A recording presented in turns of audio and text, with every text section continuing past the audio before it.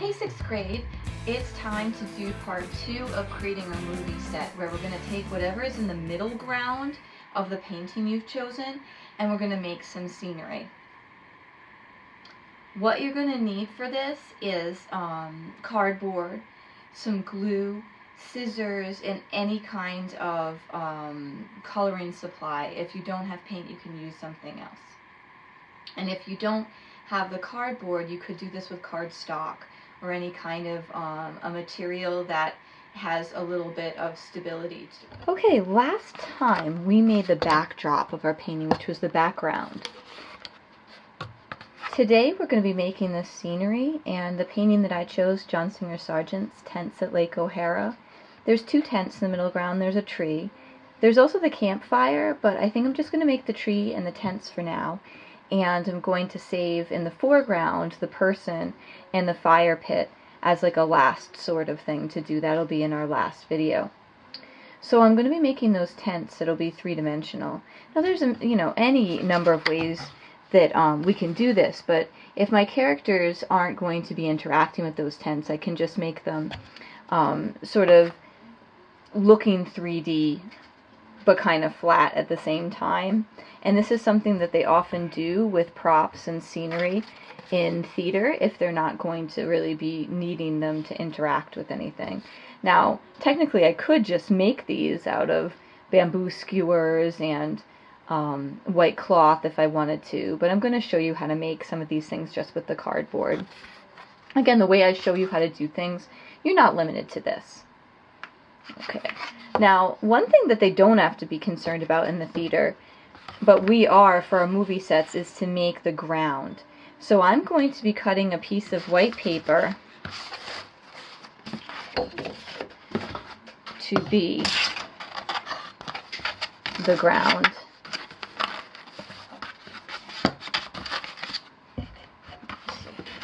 So I'm going to kind of measure out here how big I want this to be.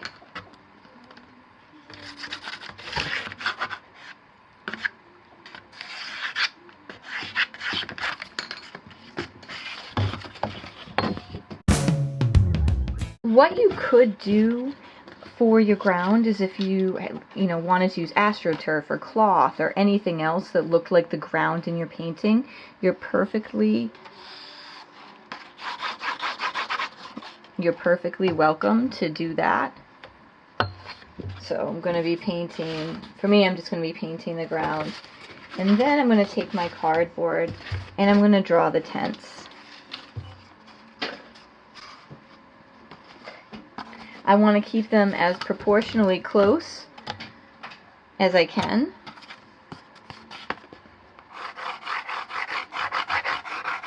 Look at this tent is even in perspective.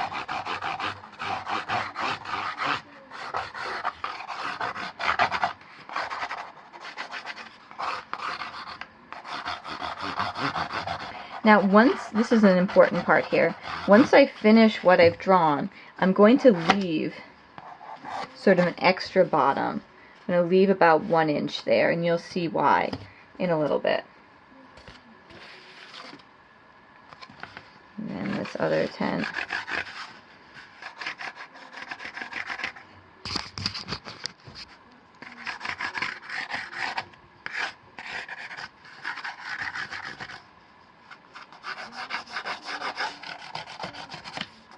And again, leaving a little bit at the bottom.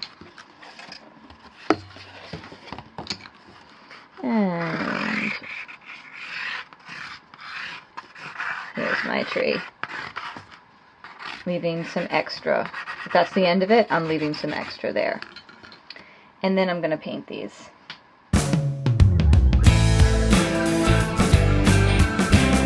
While I have some paint on my brush that I see in other areas, like in the tent, I'm going to go ahead and put that there too. Especially if you're using paint, it's all about layering.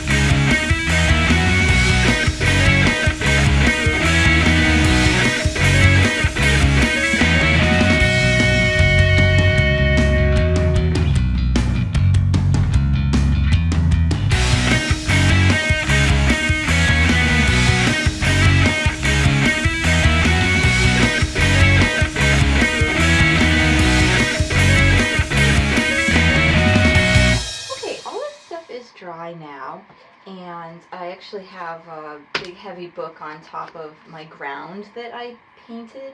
You can either paint the other side of it, and then it will like unwarp, or you can just put a heavy book on it. If you didn't paint or used fabric, you don't have to do that. And I have my background, and here's where I'm going to cut out my scenery pieces, leaving this little area at the bottom. It's very important that we do that.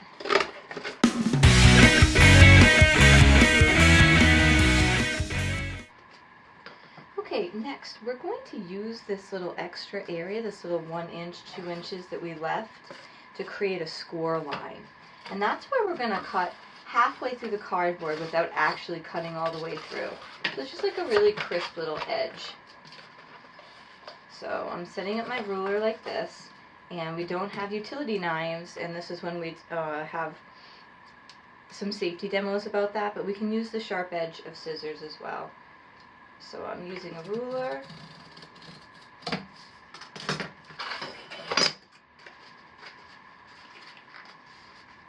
Actually, it might need to go a little bit deeper than that.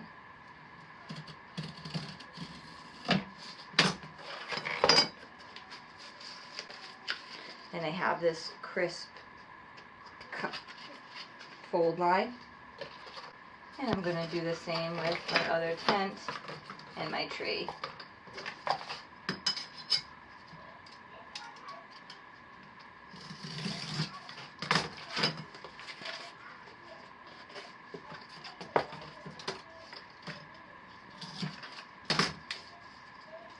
Now, to make these stand up, what I want to do is I want to cut out a triangle and glue it on. A right triangle is preferable, but though I find that sometimes cutting a little bit of an isosceles triangle will help it so that it bends back a little bit. But using the straight edges of the cardboard that you already have is usually good for this. I'm going to make a line. Okay.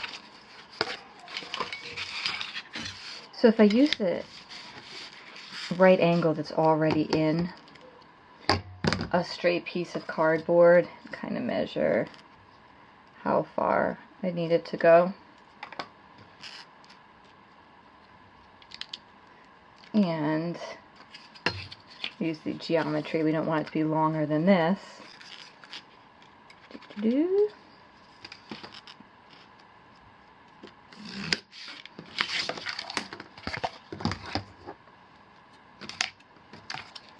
And then we cut. If you have a bigger piece of scenery, you might need a few of these. And we're going to take this triangle, this right triangle, and we're going to glue it onto our tree. And this is where I find that sometimes getting a little bit off the right angle so that you have a little bit of lean, just tiny bit of isosceles going on, so it can lean back. Sometimes I find that that makes it a little bit more stable. Now you can use white glue for this. If you do have hot melt glue and you have adult supervision, you may use that as well, but either one will work. The important thing is that you never want to glue like above yourself. You want to imagine that any dripping that happens, none of your fingers are there. So make a little seam. And as I say in all of the videos, more glue does not mean stickier.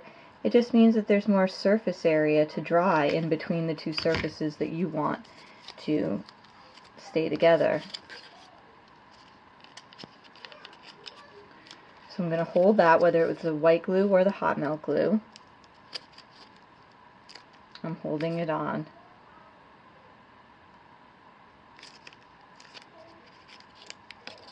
Voila, scenery. Now with these guys, I'm going to make triangles that are a little bit smaller. But same idea.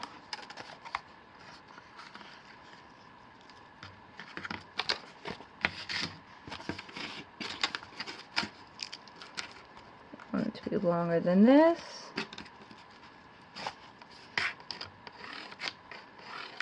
And I think I'm going to make 2 of them.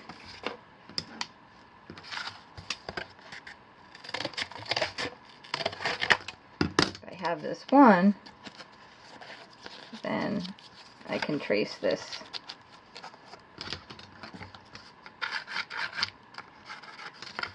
so that they're the same.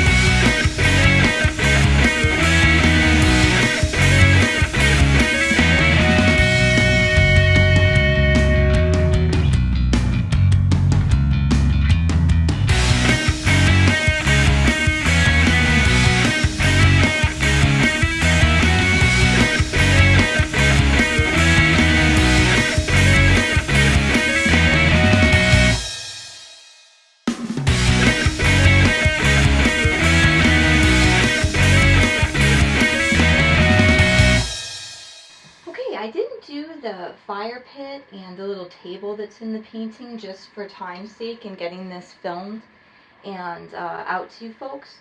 But you can see I now have a space that's a 3-dimensional set of John Singer Sargent's tents at Lake O'Hara.